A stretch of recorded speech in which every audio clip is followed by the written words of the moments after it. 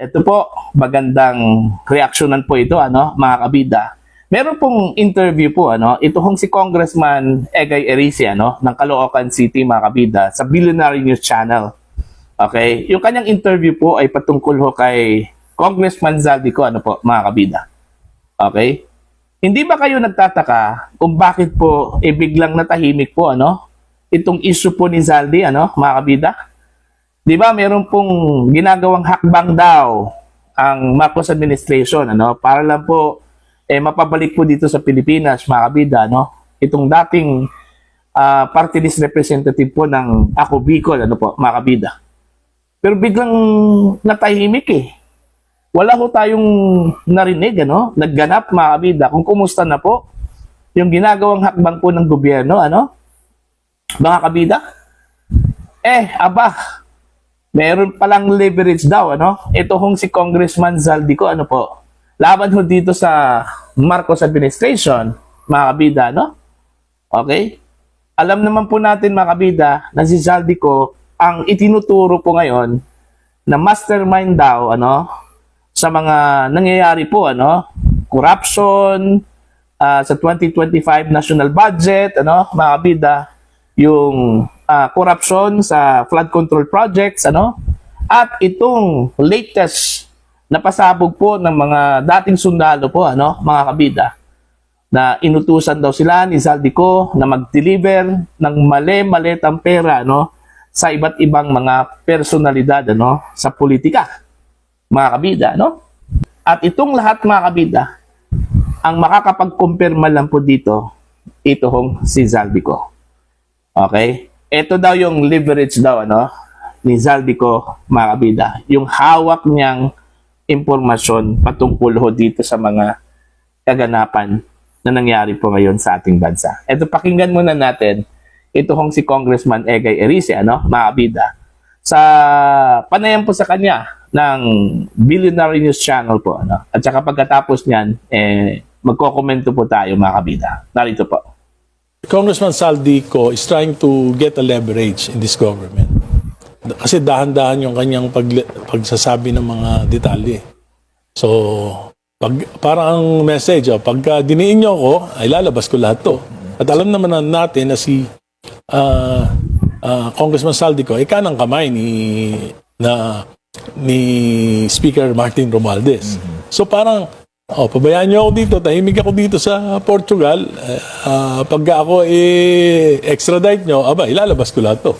So parang this is a clear message to the government na don't touch me or else mukhang na-compromise na rin si Senator Ping Lacson, hindi na nag-iimbestiga. Ayun, kaya nga pala, bigla hong tumahimik. Wala ho tayong balita po, mga kabida, patungkol ho sa mga hakbang na ginagawa po ng gobyerno, patungkol ho kay Zaldico, mga kabida. Okay? Kasi kung tutuusin po, identified na po nila, mga kabida, yung location po, okay, ni Zaldico. Nasa Portugal daw, mga kabida. Okay? Yung ngang si dating Congressman Arnie Teves po, mga kabida, nakuha nga nila yun, Okay, kahit na po meron pong partial resistance po, mula po sa gobyerno po ng Timor-Leste po, mga kabida. Okay, ito pang si Zaldico, Okay, although wala ho tayong extradition treaty, with the Portugal, mga kabida. Pero pwede ang hanapan po ng paraan po, kung tutuusin lang po. Kung gugustuhin lang ng gobyerno, mga kabida, kaya ho nilang pabalikin dito si Zaldico, dito sa Pilipinas, mga kabida, para harapin itong mga asunto po, na kinakaharap po ni dating Ako Bicol Party List Representative Zaldico. Bakit hindi po nangyari yon, mga kabida? Dahil meron pong leverage daw, ito hong si Zaldico, mga kabida. Kumbaga, sinasabi po ni Congressman Erice po, na parang gusto pong i-articulate po ni Zaldico, mga kabida, na teka muna, wag nyo akong gipitin. Okay? Wag nyo akong pabalikin din sa Pilipinas, Wag nyo akong i-extradite. Okay? Otherwise, baka ibubunyag ko yung mga nalalaman ko po, ano? Di ba? Parang ganun eh. Di ba? Eto, yung issue po ng corruption sa flood control. Halos yung kamay po ay nakaturo po kay Zaldico, ano, mga kabida. Okay? Yung issue po ng 2025 national budget po, nakaturo po yung kamay, ano, kay Zaldico. Dito naman po sa isiniwalat po, mga kabida, no, ng mga dating sundalo po, nakaturo po ang kamay sa kanya dahil siya daw nag-utos daw, ano, mga kabida. So, ang ibig sabihin po, mga kabida, ang pwede lang pong makakapag-compirma po kung totoo po itong mga nangyayari po, mga kabida, no, itong ganap, alright, flood control project scam, okay, 2025 national budget scam, mga kabida, no, at itong mali-malitang deliveries po, no, ng pera, mga kabida, sa iba't ibang mga personalidad. Si Zaldico lang po, ano, mga kabida, ang pwedeng makapag-compirma dyan, ano, kung totoo ba ito o hindi. Di ba? Pwede yun gawin, ano, ni Zaldico, ano po, mga kabida. Pwedeng gamitin po niya as leverage yun. Okay? Kaya nga pala, biglang natahimik po. Wala ho tayong balita po patungkol ho sa action po ng gobyerno, ano? Kung kailan po ito kukunin sa Portugal, ano, mga kabida, at para mapabalik po dito sa Pilipinas. Alright? At ito naman pong investigasyon po, ano, mga kabida, ng Senate Blue Ribbon Committee patungkol ho kay Zaldico, ano, mga kabida, hindi man lang siya pinatawag po, ano? Okay? Ito yung puna po, mga kabida, ano po, ni Congressman Egay Erice, na pwede naman sanang ipatawag si Zaldico through Zoom para lang po makapag-testimony po, ano, mga kabida. Pero hindi po ginawa ng Senate Blue Ribbon Committee, ano po. So, ang sabi po ni Congressman Erice, ano, mga kabida, tila na-compromise yung investigasyon po, ano, ni Senator Ping Lacson, ano po, mga kabida. Ayan. Now, ito pananahimik po ng gobyerno patungkol ho sa galawan at takbang po nila against Zaldico. Okay? Totoo kaya itong sinabi po ni Congressman Erice, ano, mga kabida, na nagkaroon po ng leverage? Ito kong si Congressman Zaldico, ano? Okay? Para lang po mapigilan si Zaldico, mga kabida, na ibunyag yung mga nalalaman po niya, ano, mga kabida. Kaya biglang natahimik po, ano, mga kabida, ito kong hakbang na pababalikin po sa Pilipinas, ito hong si dating ako Bicol Party List Representative Zaldico. Okay? Oh. Kung maalala po niyo, mga kabida, no, naglabas po ng sunod-sunod na video sa kanyang Facebook page, ano, ito hong si dating ako Bicol Party List Representative Zaldico, ano. Kinumpirma po niya, una, yung isiniwalat po, mga kabida, ni dating Marine Master Sergeant Orly Gutesa po, ano, na nag-deliver po siya ng mali-malitang pera po, no, sa mga personalidad. Kabilang na po doon, mga kabida, ito hong si Pangulong Ferdinand Bongbong Marcos at ito hong si dating House Speaker Martin Romualdez, ano, mga kabida.